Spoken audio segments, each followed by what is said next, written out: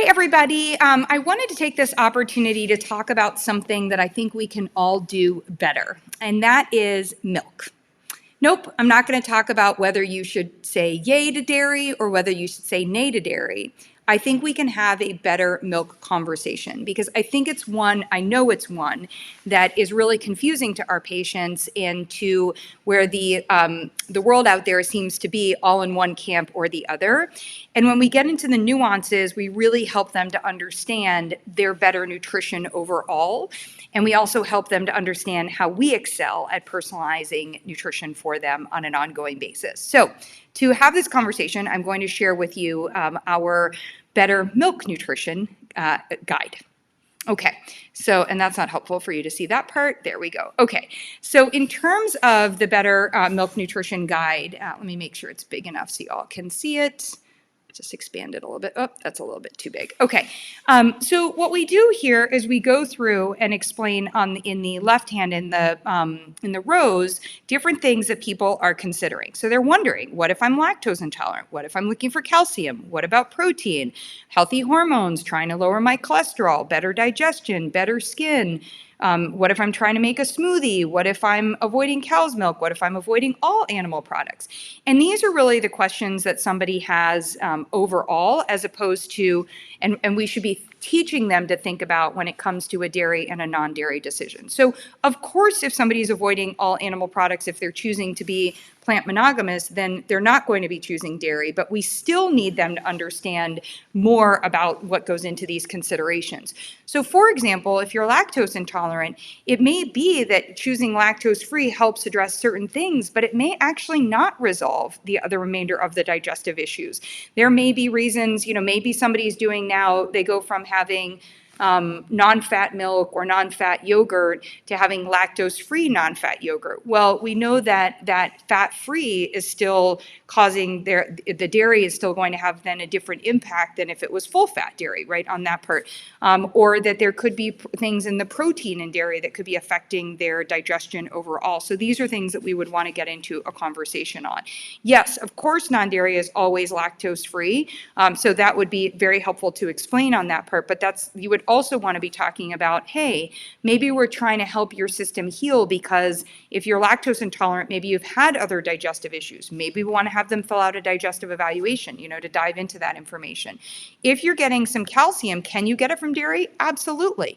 Can you also not get it from dairy? Absolutely. Now, some non-dairy milk, actually, most of the non-dairy milks will provide some calcium, so you can check that part out. But also, we want to look at the type of calcium that we're getting. Is it a calcium fortification?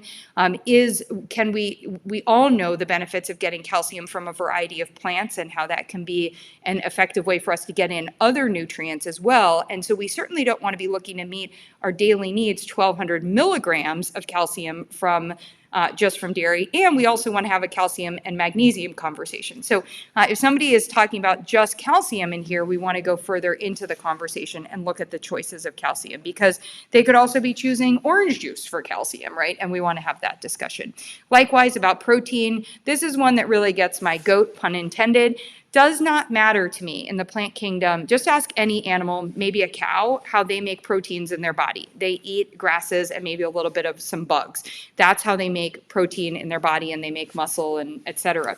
So it doesn't mean if you want protein, sure, you can get some protein from milk, but is that the better way to meet your protein needs?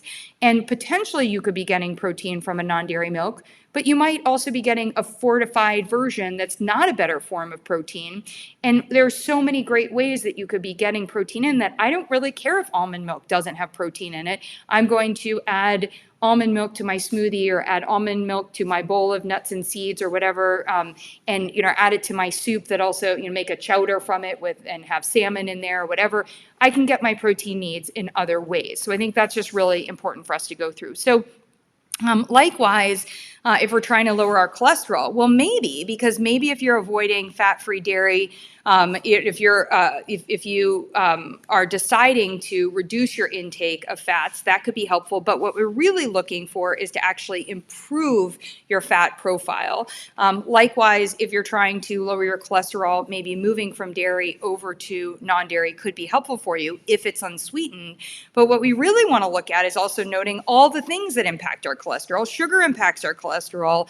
What nutrients we have in the body, calcium deposition, if it's inappropriate, if we don't have enough D and K. I mean, all sorts of things that we want to be paying attention to. So we don't want to just be making a yay or nay dairy decision based on that. And I could go through all of these. If you have the guide, you have this tool, and I just think it's a really great tool for you to use, especially during National Better Nutrition Month, where you can have a conversation with your patients about why the all or nothing, like dairy yay or dairy nay, isn't actually the better conversation, and how you can personalize recommendations for them and help them really make sure that the choices that they're making, again, going back to that definition of better nutrition, the choices that they're making are going to help their body run better today because it's helping to reduce or avoid things that can irritate, overwhelm, and disrupt those efforts. Okay, have a great week. Take care.